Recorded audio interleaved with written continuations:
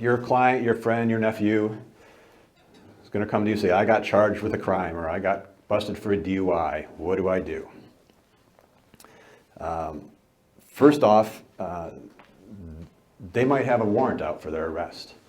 This doesn't happen in Lake County too much, but especially in Cuyahoga County or some other counties, the court won't even send you a summons or a copy of the complaint or any sort of notification that you've been charged with a crime. All they'll do is file it, put a warrant out that day, and then your client finds out about it when he gets pulled over for a speeding ticket or something and gets arrested. So in a lot of cases, the first thing you got to do is clear that up. It's as simple as a phone call a lot of times. In Lake County, for example, if I'm in Paynesville, you call the bailiff, Heather, say, I got my client coming in, we've got a warrant, we want to clear up the warrant, turn him in, get him arraigned. She'll say, yeah, come in Monday morning, Tuesday afternoon, you walk him in, get the warrant lifted, and that's that. Nice and easy. Some cases, I have a case in Parma Municipal Court right now, not so easy. In that kind of case, or in that court, my client has to go into the police department, in this case North Royalton, and turn themselves in. No guarantees of a court date or anything like that. They will fax, the police department will fax over to the court when they get around to it that your client is in the jail. They'll try to get him arraigned on video, and you got to hope that it's soon. So in a case like that, you just want to be a little strategic. Have your client go in early in the week, early in the morning. If you have your client turn himself in to clear up a warrant on a Friday afternoon, they're not going to get to him. He's going to be sitting in jail for the weekend. Arraignments. Different courts do arraignments in different ways. If you have a felony in Lake County, it's probably the most convenient arraignment that I've ever seen. You'll get a notice to show up at the sheriff's office outside the jail on a Friday morning.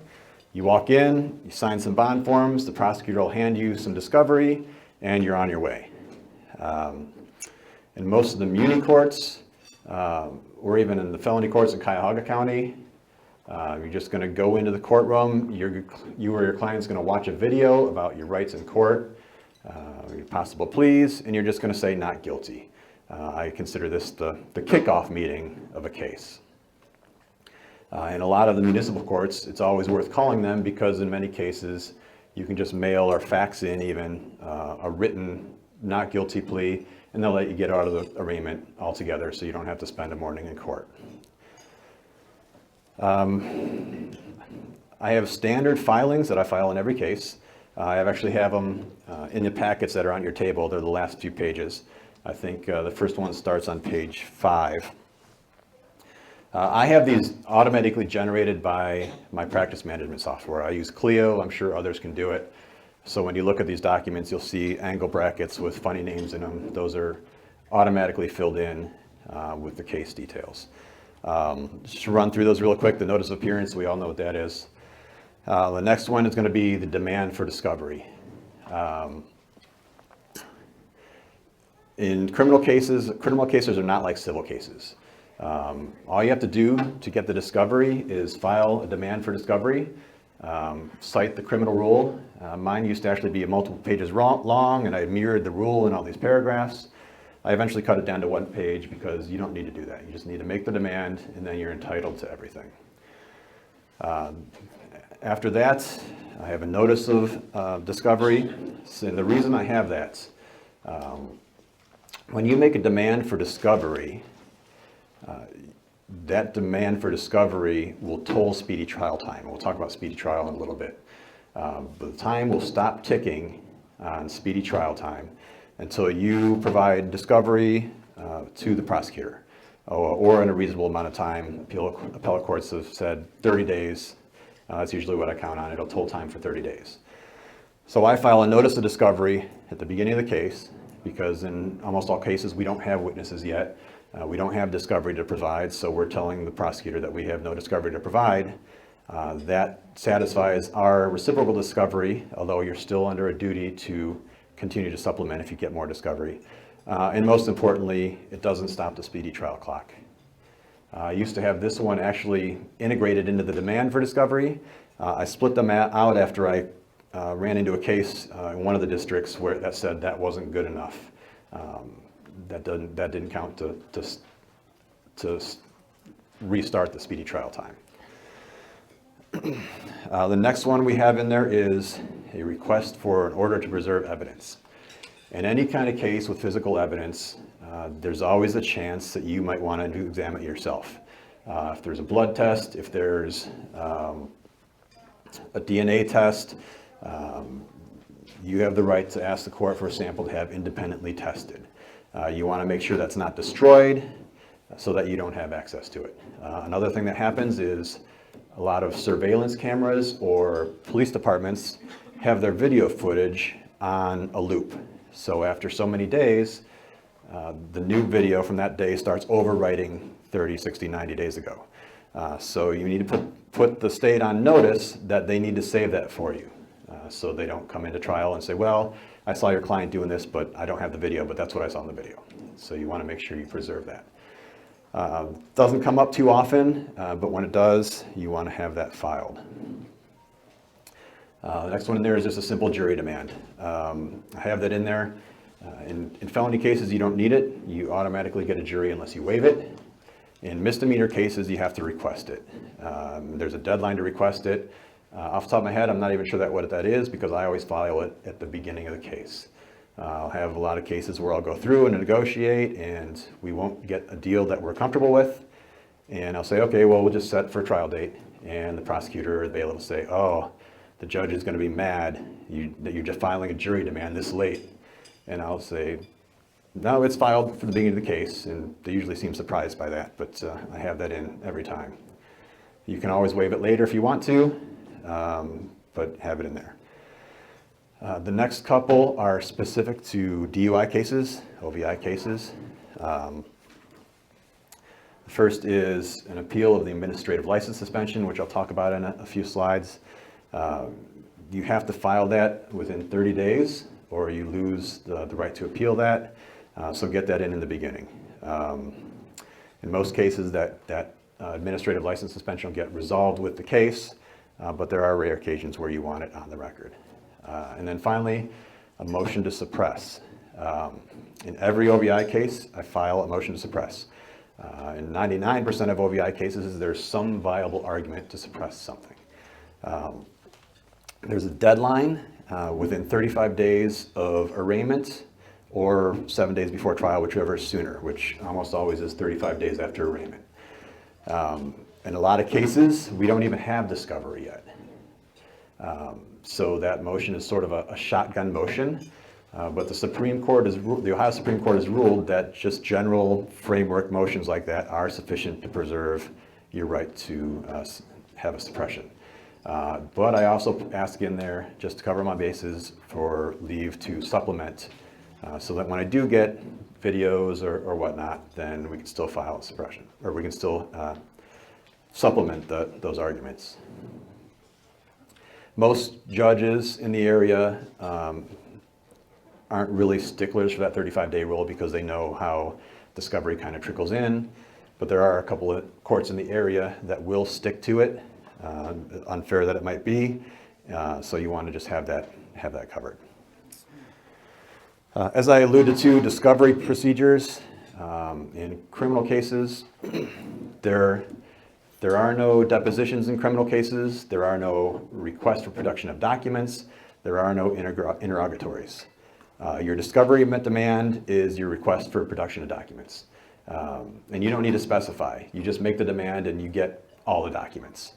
So there's no chance that the prosecutor is going to come back and say, you didn't ask for this specific police report, so I didn't give it to you, because you get everything. Interrogatories and depositions, basically you got to do by yourself. You do that by getting an investigator or some other witness to go with you and interviewing the witnesses, interviewing the victim. They don't have to talk to you. You don't have the subpoena power over them, but if you want to get their statements ahead of trial, that's what you got to do. And I say use an investigator or bring a witness, because you never want to talk to a witness just by yourself. The reason is if they get up at trial and they change their story, they say something different than what they told you, then you've made yourself a witness if you want to discredit them or talk about their prior statements. So you have an investigator or another witness with you that you can call to testify if they change their story on the stand.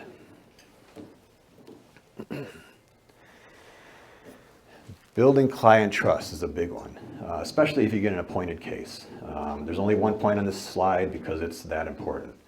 I think in every area of law, the biggest complaint clients have is that their lawyers don't call you back. Talk to your clients, communicate with your clients. Chances are they, as I said, with appointed cases especially, they may have had bad experiences in the court system. They may feel like they've been treated unfairly. I have many clients call me up and say, my attorney just won't talk to me, says, I'll just see you in court and we'll talk then, and they have no idea what's going on with their case. So take a little bit of time at least to find out what's going on with their case, let them know how the process is going to go. We all have clients that call you 5 times a day, 7 days a week. So obviously there's too much there, but communicate with them. I've even had luck saying, hey, you call too much. One example I can think of a client who, and I've counted them because I save all the emails in everyone's own file, about 100 emails a month from this client. And I told her, that's great, send me all your emails. Once in a while she'll come up with something and I'll say, that's great, I'm going to look into that. But I'm just not going to have time to respond to 100 emails a month. She understood that, but it was about communication. And if you don't talk to your client, you can't build a compelling story for them, either to sell a plea deal or to have a trial. You can't go up and present them as the person they are if you've never talked to them.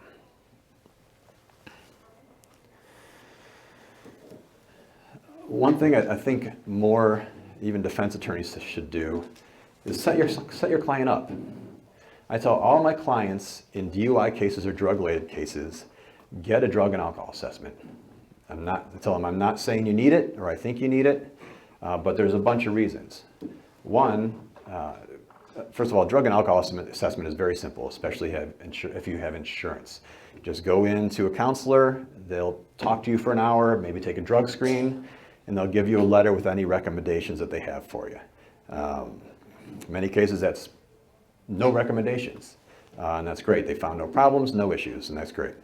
Sometimes they'll recommend counseling or even something more.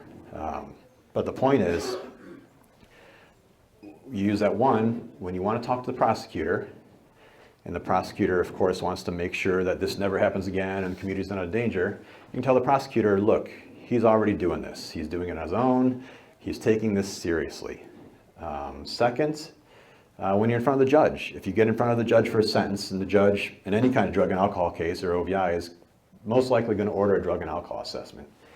If you can tell the judge, we're already doing it, then the judge is going to be a little more impressed than if he has to or she has to force you to take that test through a court order.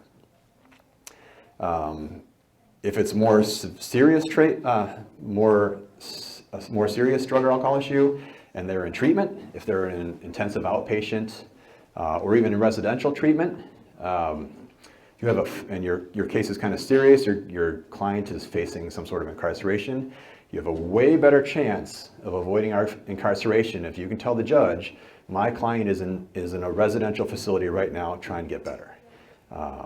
Very often the judge will let them try to succeed with that. And sometimes that works, in any kind of drug or addiction related case. They sometimes relapse and violate probation, but you have a chance to make a good pitch for the judge to let them try that if they're already in there. Gun safety classes, if there's a weapons, if your client has a weapon in a vehicle, it can sometimes, still in the same way, let the judge know that you're serious about fixing it. There are theft awareness classes. If you have a theft offense, all those things will help. So I try to set my clients up to go in with, I guess you could say, building a resume. And then the last reason to do it is because sometimes your client needs it. Sometimes it helps your client. Sometimes they have drug and alcohol problem and you get them on that path just for their own good, even if it doesn't help them with sentencing or getting a good deal.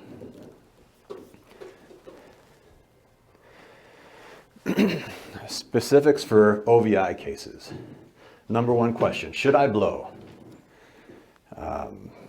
Frankly, I probably wouldn't, and I'll tell you why. There's a local defense attorney I know who gave me a quote that he probably doesn't even remember doing, but he said, it stuck with me, why would you take a test you know you're going to fail? All you're going to do is make your case harder to defend, and the reality is, if you get arrested and taken to the police station and they're ready to give you a breath test, they're already going to pop you with an OVI. If you blow a 0, they're going to say, must be drugs. You're still going to get an OVI. If you blow under a .08, which is the legal limit, they can still say you're impaired. There are different sections of the OVI statute.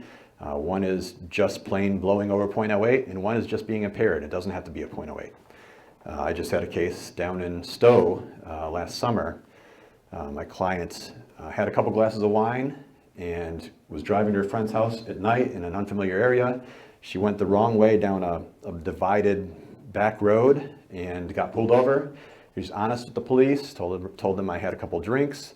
Of course, when you do that, the police say, oh, you admitted to drinking. So they take her to the police station, and she's pretty annoyed by this point because she knows that she's not impaired at all. And the police officer says, fine, you blow in this machine, the legal limit is .08, you blow under a .08, I'll give you your keys and you can go home. She says, really? Yeah, I'll give you your keys and you can go home. She takes the machine, or she takes the breath test, she blows a .05, oh, well, you're still impaired, it must be something else. And she gets charged with an OVI. So in that case, the morning of trial, as we're standing in front of the judge because it's getting dismissed, even the judge said, yeah, you were treated a little harshly there. So the point is, you're not going to save yourself, or it's highly unlikely you're going to save yourself if they've already taken you all the way to the police station by blowing. The other reason not to blow, if you have been drinking, there's not just a legal limit of .08, there's also what we call a high test. Anything over a .17 is a much more serious OVI. If you think you've been drinking and you blow above, you've made things worse for yourself. So even if you get convicted or plead guilty to an OVI with no test, it's going to be, they're not going to think, oh, you blew 3 times the legal limit. They're just going to think you're intoxicated, and that could avoid making things worse for you. Standard field sobriety tests. This is the pen in front of the eyes, the walk in the line, the standing on one leg. People don't realize, but those are optional. And of course, the officer is going to try to make you take them. And if you refuse, you'll probably still get arrested, but you can politely refuse. And I always ask my clients, how do you feel like you did on those tests? Because again, the field tests, there's a lot of literature out there about how they really just aren't that accurate. And they're very subjective. If you're standing on one leg, how much of a sway is enough for the officer to mark off a point for you? And if the officer already thinks you're drunk, then you have confirmation bias creeping in. Not even necessarily malicious, but we're all subject to confirmation bias. That's why scientists and doctors have double-blind tests, so they can't possibly subconsciously change the results of their test. But if the officer thinks you're intoxicated, he's far more likely to find those clues on those tests. But I ask the clients how they feel like they did, because if they say, I feel like I did good on them, then very likely we have a dash cam video that might show, if you get in front of a jury, yeah, you don't really look like you're impaired. If my client says, oh, I did terrible, then we know we got another issue. The NHTSA manuals, National Highway Transportation Safety, I'm not sure if I'm saying that right, lay out the very specific procedure to administer those tests. So get a hold of them. You can get them online. I can send you a copy, and incidentally, I can send you a copy of any of the documents that you got in your packet if you need them. You use that at a motion to suppress or at trial, and you can walk the police officer through and make sure they did everything right. If they don't do it right, and the manuals themselves say if you don't comply with these instructions, these methods of administering the test, then it's not valid. You're not going to get a good result. So get a hold of those and go through those if you have an OVI case. I think in almost 11 years of doing criminal defense and OVIs, I think I've maybe twice seen a police officer do that HGN test the way the standards say to do it. What you see a lot now, especially with the highway patrol, is they take you off camera, administer that test for officer safety because they don't want you standing in traffic. But they take you right back to the same place when they make you walk the lines down 1 foot. So, the administrative license suspension. When you get an OVI, they'll yank your license right away. You'll get a yellow form. It's called the 2255 form, and you have no license right then. If you refuse to take a breath test, also they will yank your license right away. Always appeal it. In most cases, the ALS goes away. If you pleaded the OVI, it'll go away. If you work out a deal, it'll go away. But the way the law is written, because they don't want people to refuse tests, if you go to trial on an OVI and you win, but you refuse your breath test, you still get a year-long license suspension. So in a case like that, you want to have that appeal on the record to argue. It doesn't happen very often, but there are some local judges that will hold you to that suspension. If the prosecutor dismisses an OVI or you win it at trial, they'll still want that suspension. Reinstatement fees. So when you get an OVI, you're likely going to get a license suspension from the court. Or if you get a conviction for an OVI, you're going to get a license suspension. That's a separate license suspension from the administrative suspension. For each of those suspensions, it's going to cost your client $475 with the BMV to reinstate that. So what the BMV does is they send you that letter pretty quickly into your case. Your client will get that letter, pay $475 to reinstate your license. A lot of times they'll just pay it, and then they're just out $475. Don't have your clients pay that, because that ALS will most likely go away if the case is resolved, and that will save them $475. If they get the court license suspension, they're still going to have to pay that reinstatement fee, but they're not going to get hit twice with that. Breath and blood testing issues. I'll give you a couple examples, but these are each individually multi-hour presentations. Breaths, there's two main breath machines used in this area. One's called the Datamaster 5000. That one's a little older. It's pretty well settled. You still got to make sure that all the maintenance was done, all the calibration was done. So pull those records, because if it wasn't done right, then you have grounds to throw out the test. Ohio has kind of a funky law, I didn't quote it here, called State versus Vega. So there's hours of presentation on this, but the short version is that there are a lot of issues with the science behind breath testing and its accuracy. State versus Vega is unique to Ohio as far as I can tell from talking to other attorneys. And it says that if the Ohio Department of Health says that the machine works, then the machine works. So we can't challenge the science behind breath testing like you might be able to in other states. So you have to challenge the machine itself, and that's your only avenue. The other breath test machine that's commonly in use is the Intoxilyzer 8000. There's been a ton of litigation on this one for years. A lot of it is settled now, but there are still some issues. The Ohio Department of Health has huge data dumps from every machine, so you can go through and comb through and see what other people's test results are. Sometimes you'll see test results that say, for example, this client blew 2 liters of air into the machine, which is just physically impossible. So you can check all those things. I think there was recently a big win with a case where the standard gas sample that they used to calibrate the machine wasn't traceable to the right laboratory, and so that test got thrown out. Again, it's more in depth than I want to go into, but there are issues there to look into. And there are some breath testing specialist attorneys out there who can really walk you through some of that stuff as well. Blood testing might seem like it's more accurate, but there's a lot of issues there too.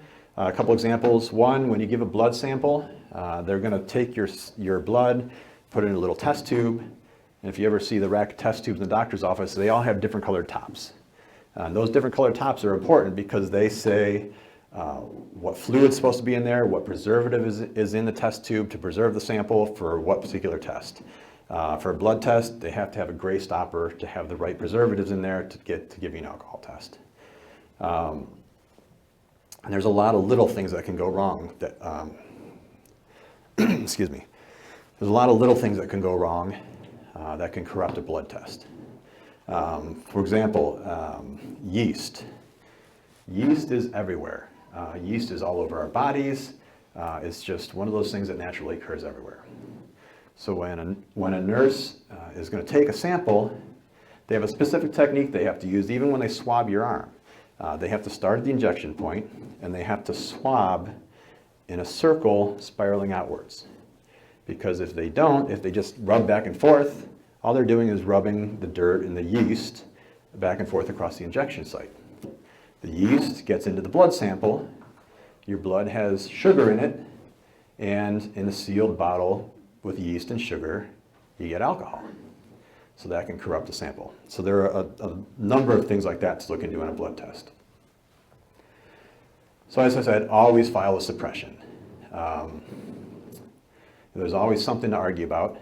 If you don't file a motion to suppress, then you're telling the prosecutor that you're not even going to fight the case. And if you're telling the prosecutor you're not even going to fight the case, you're not going to get a good deal from the client because the prosecutor has no risk on their end of just saying, no, I'm not giving you any kind of deal. So always file a motion to suppress. You can always withdraw it later. You can always limit the issues that you have the hearing on, but you want it out there.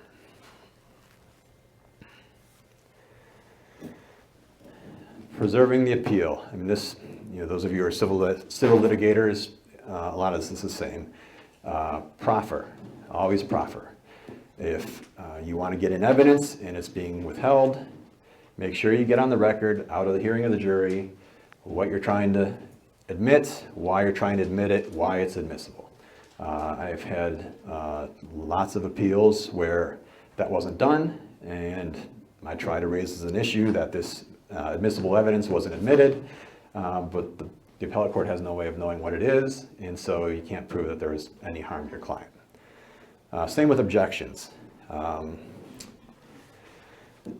If you have an objection, you get called up to a sidebar because you actually want to make an argument.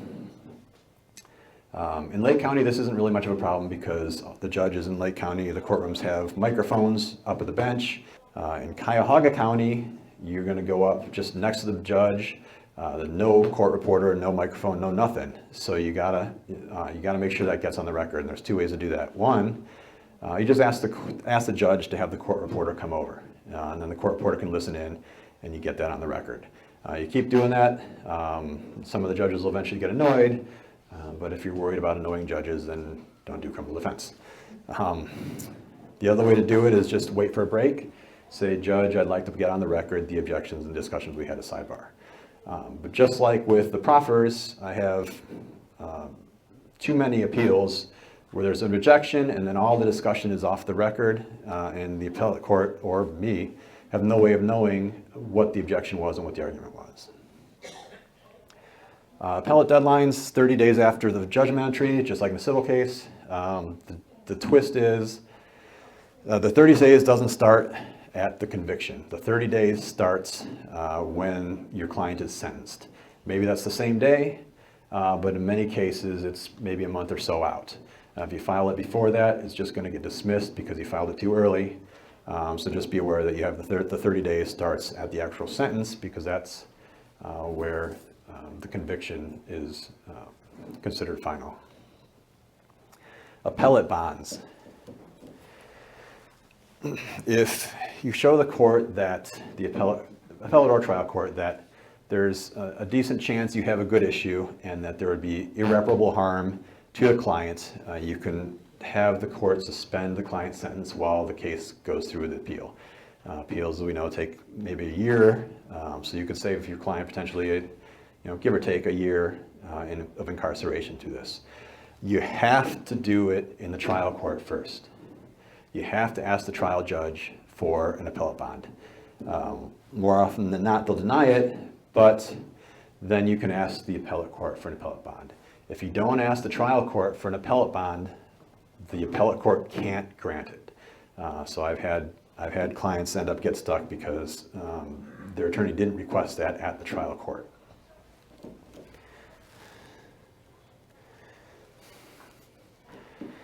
Few odds and ends. Speedy trial. It doesn't come up too often, but for felonies, for example, the government has to bring your client to trial within 270 days. In many cases, for one reason or other, we waive that so that it takes longer. But if we don't waive that, then they have that hard deadline. If your client is incarcerated, they get 3 days of credit for every day they're in jail, meaning the government has to have him start trial within 90 days. Again, it doesn't come up too often, but where it does come up is when the state wants to file new charges. If your client waives speedy trial, that only counts for the charges that your client is currently facing. So I have an example of my own. A case out in Bedford, my client was accused of harassing and stalking an ex-girlfriend. Adamantly denied it. There was never any chance that anything would happen other than a trial. The prosecutor delayed and delayed, trying to get him to plead the case. He wouldn't do it. So the prosecutor got angry and charged him with 42 additional counts of telephone harassment, one for each individual text that my client was alleged to have made. State versus Adams, the case up there, says that my client might have waived speedy trial for the underlying charges, but he didn't waive that speedy trial right for charges he didn't know about. So those were way after that time ran, so they end up getting dismissed shortly after. Which brings me to the motion to dismiss. In criminal cases, there is no summary judgment. A lot of your clients will want you to file just to dismiss the case. They'll say there's not enough evidence, just ask the case to be dismissed. Well, the summary judgment on lack of evidence is the trial. So you don't get any sort of preview like that. A couple exceptions are speedy trial issues and double jeopardy issues. I don't think I've ever had a double jeopardy issue come up in my career. Speedy trial once in a while. A little best practice for speedy trial. Filing a motion to dismiss a case because of a speedy trial violation tolls speedy trial time. So if you have a case that's set to go to trial 271 days after your client's arrest, and you file that motion a week early, you've just stopped the clock and cost your client that speedy trial argument.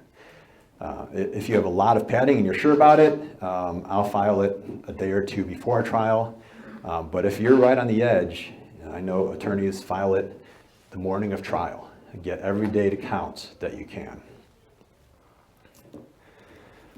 How to take a polygraph test. You have clients say, I didn't do it and I'll take a lie detector. Or the police will say, just take a lie detector, and if you do well, we won't charge you with the case. And then your client takes a lie detector and bombs. Lie detectors, like field sobriety tests, are highly subjective and subject to confirmation bias. If you have a police officer who has a vested interest in solving their case and they administer a polygraph, they're going to be biased, and it's a good chance that they'll say that your client failed the test. I didn't have on here, I should have, along the lines of don't take a polygraph, don't talk to the police. If the detective wants to just interview your client, no thank you. My client does not want to make a statement at this time.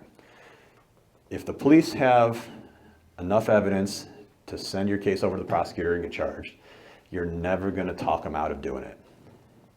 If the police don't have enough evidence, the only outcome is that you're going to say something that gives them enough evidence.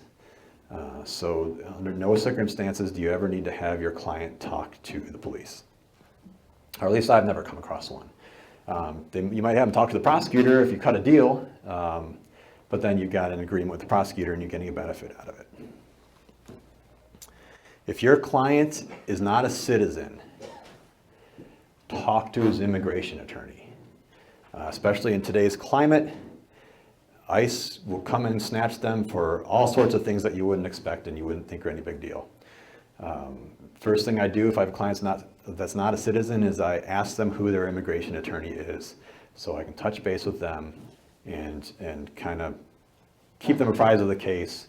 And I don't do immigration law, so I don't know what to advise those clients, and so that's you need an immigration attorney on board.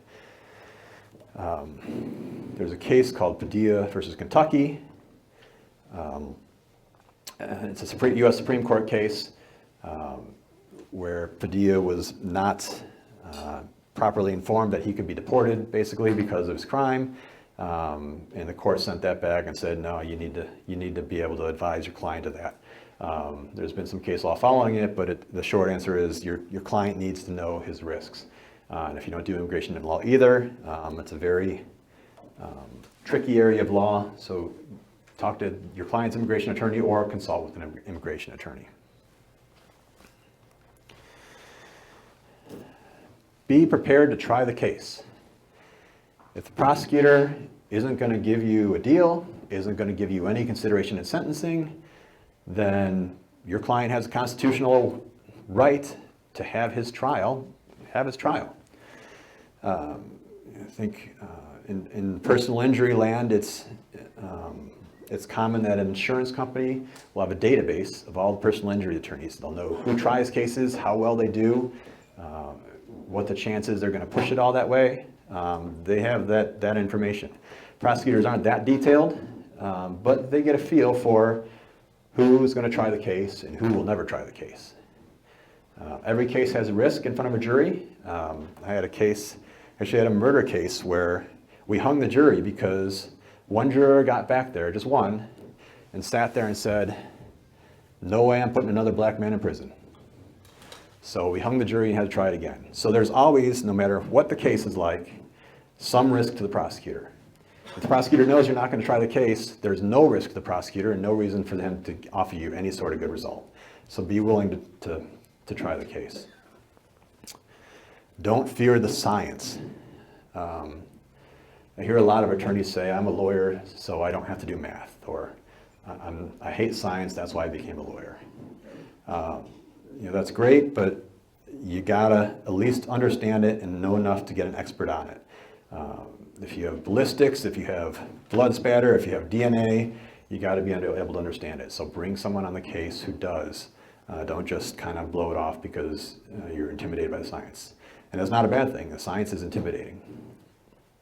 Get co-counsel if you need to. If you run a transactional practice, you've never tried a case in your life, get co-counsel to sit with you or practice with you. And never waive the jury. You give up a lot when you waive a jury and try a case to the judge. If you want to appeal a conviction on either a sufficiency of the evidence or a manifest way of the evidence, it's really hard to win that case after a jury trial.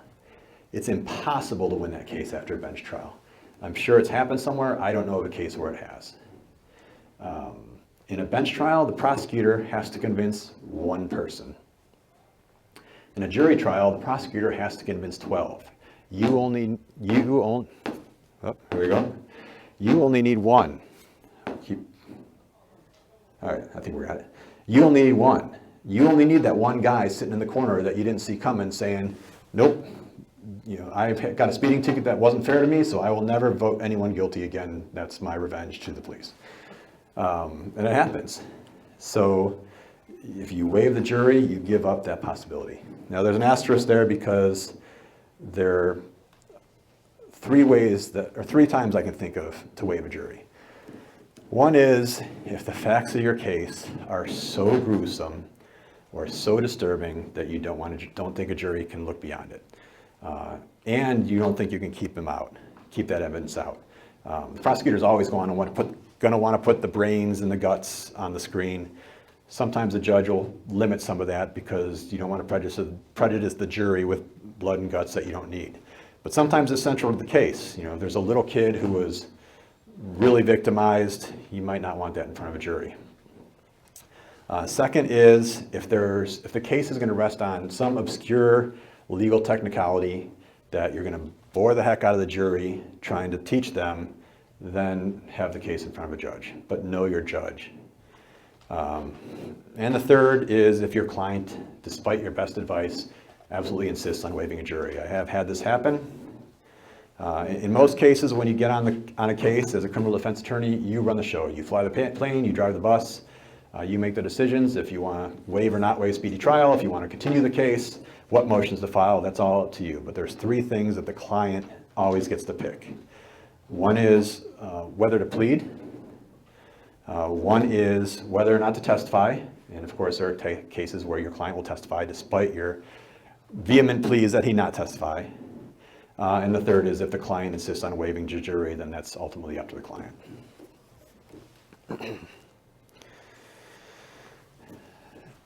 There are a ton of resources for criminal cases. The top one is the criminal defense bar. Criminal defense attorneys are some of the most approachable, helpful people you'll ever meet. It's almost like we all face the same challenges. We all have the same client issues. There's no professional competitiveness. Everyone is very happy to talk about cases, answer questions, give another set of eyes or another perspective. Reach out to a criminal defense attorney. The Ohio Association of Criminal Defense Lawyers, probably the best organization I've joined. I joined it as soon as I went on my own. If for nothing else, they have a statewide email list of criminal defense attorneys who talk, discuss strategies, discuss law, help each other out. I've learned a phenomenal amount from the OACDL. They also put on, I think, the best seminars on trial advocacy that I've been to. They have an annual OVI conference and an annual death penalty conference. I probably will never end up trying a death penalty case in Lake County, but I go to it anyways because they are so good. Lake County has its own. We meet, or did pre-COVID, once a month. I think third Wednesday of every month. We meet out in Concord. Local attorneys kick case ideas around, talk strategy, ask questions, get perspectives. So that's an excellent resource as well. Even if you don't join, there's no fee to join. We just kind of show up, stop in if you have a case, and pick our brains. Cuyahoga County has one, NACDL is the national one, so there are a ton of resources to help you out.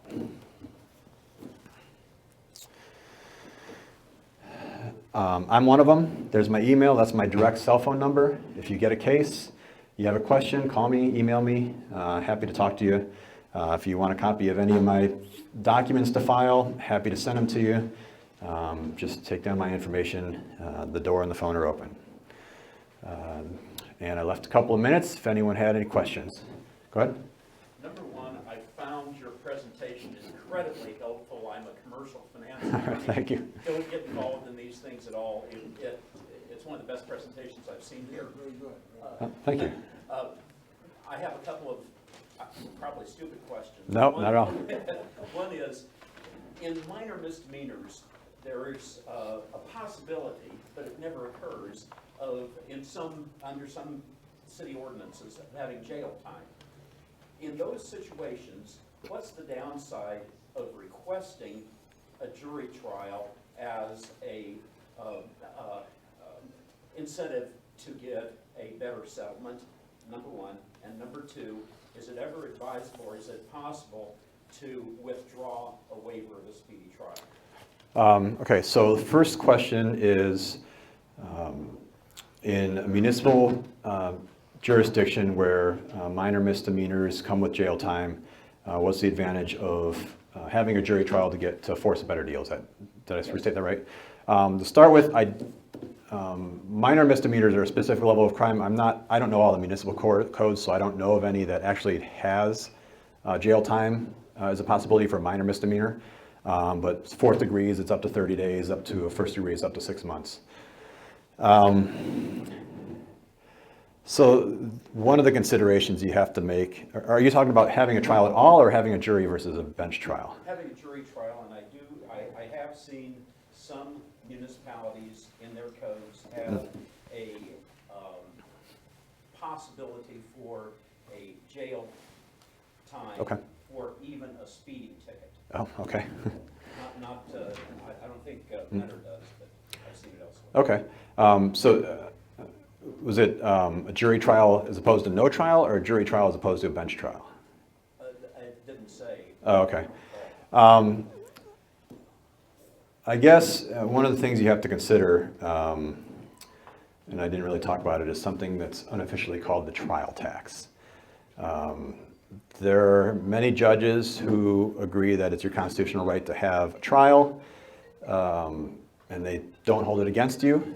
There are some who don't want their docket clogged up, and if you have a trial in their courtroom and you lose, you're going to get hammered. Completely unconstitutional, in my opinion, unjust, an attack on the Sixth Amendment right to counsel, right to jury trial, but the case law is not good for us on that. So I guess the answer is know your judge. If you have a judge who's going to hammer you and max your client out and you don't have a good case, then that's something you got to consider strategically. If you have a client or if you have a judge that's going to be fair regardless, and you're not getting a deal, then there's no downside to you to trying the case. Did that answer? Yes. It's vague. It's sort of a it depends answer, but and then the other question was remind me. Withdrawal of speedy trial. Yes, if you file a waiver of speedy trial, you can file a withdrawal of that speedy trial. It sets the clock back at day 0, so then the prosecutor has, for example, in a felony, 270 days to bring you to trial. Right. On that speedy trial case that you were talking about where they added new charges, had the waiver was as to the first charge.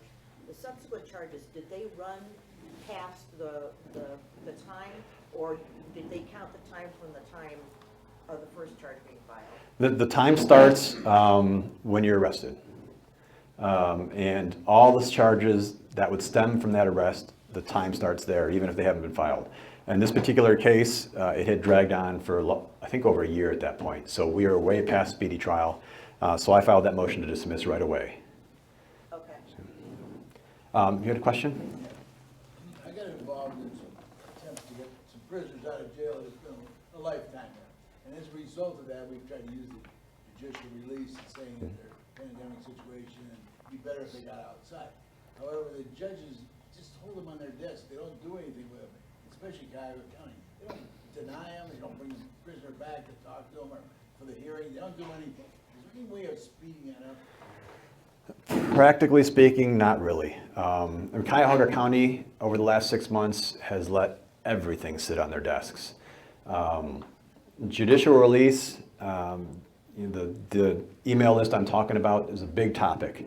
We have elderly clients, unhealthy clients that are stuck in these dormitory prisons in danger, and their lives are in danger because COVID is just running rampant in some of these prisons. There is a provision of the judicial release statute that because of health or safety reasons, you can release a client. It's been tried multiple times that I've heard about. I have not heard of any success yet. To answer your question, whether